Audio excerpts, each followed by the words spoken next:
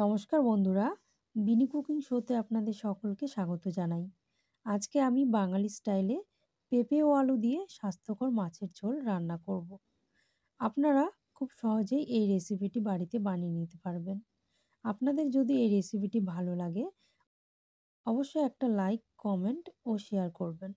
আর নিত্য নতুন ভিডিও পাওয়ার জন্য আমার চ্যানেলটিকে সাবস্ক্রাইব করে আমার পাশে থাকার অনুরোধ রইল। এখানে আমি একটি মাঝারি সাইজের সিলভার কাপ মাছ খুব ভালোভাবে কেটে ধুয়ে পরিষ্কার করে নিয়েছি। মাছগুলোতে লবণ হলুদ দিয়ে খুব ভালোভাবে আমি মেখে নেব। সবকটা মাছ আমার লবণ হলুদ দিয়ে মেখে নেওয়া হয়ে গেছে। এখন গ্যাসে কড়াই বসিয়ে পরিমাণ মতো সর্ষের তেল দিয়ে দেব। তেল খুব ভালোভাবে গরম হয়ে গেছে। এখন একে একে মাছগুলো আমি দিয়ে দেব।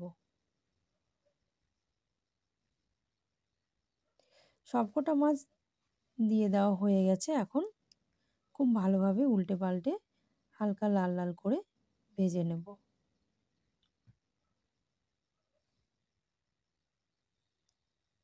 মাছগুলো আমার ভেজে নেওয়া হয়ে গেছে। এর মধ্যে খুব সুন্দর লাল লাল কালারও এসে গেছে। এখন একটি থালায় সবকটা মাছ আমি একে একে তুলে নেব।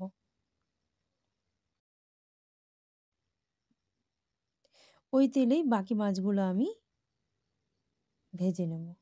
মাছগুলো আমার ভেজে নেওয়া হয়ে গেছে। একটি বাটিতে পেঁপে আলুগুলোকে আমি একইভাবে লম্বা লম্বা করে কেটে নিয়েছি।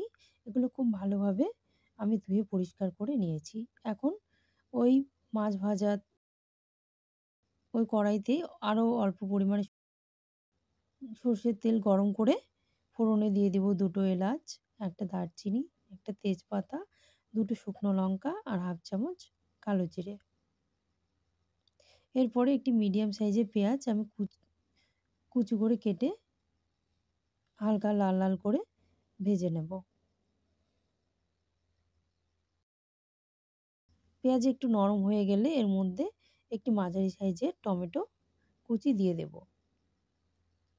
টমেটো হালকা নরম হয়ে গেলে এর মধ্যে কেটে রাখা আলু ও পেঁপের টুকরোগুলো দিয়ে দেব।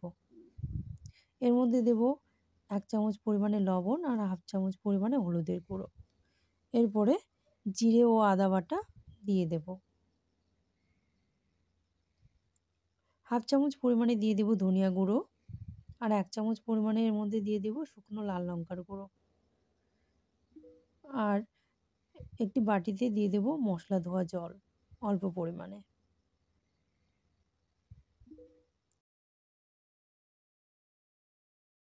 আলু ও পেঁপের টুকরোগুলোকে আমি মশলার সঙ্গে খুব ভালোভাবে মেখে নেব।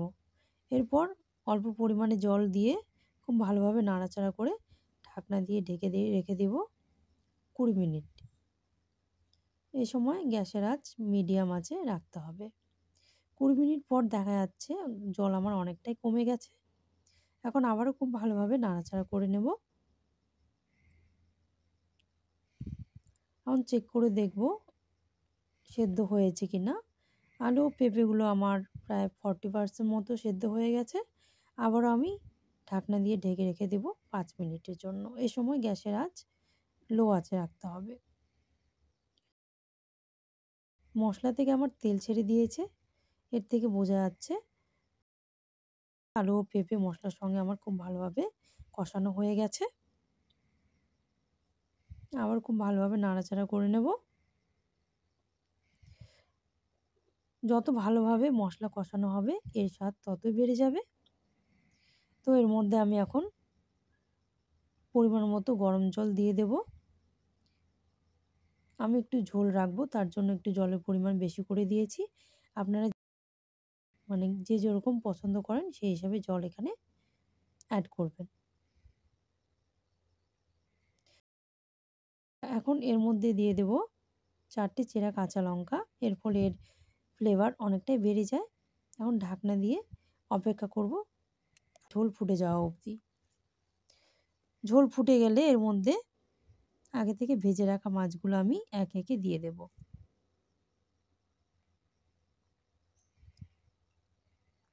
সবকটা মাছ আমার দিয়ে দেওয়া হয়ে গেছে।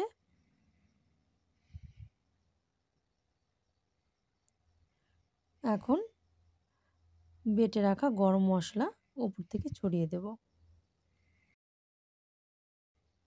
আবারও গরম মশলা ভালো করে মিশিয়ে নিতে হবে। ঢাকনা দিয়ে কিছুক্ষণ রেখে দেব।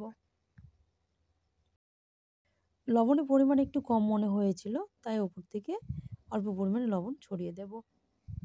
খুব ভালোভাবে হালকা হাতে এভাবে মিশিয়ে নিতে হবে। তো বন্ধুরা, আজকের রেসিপিটি কেমন লাগলো অবশ্যই কমেন্ট করে জানাবেন। আজকের মতো এই পর্যন্তই। ততক্ষণ পর্যন্ত ভালো থাকবেন, সুস্থ থাকবেন। টাটা।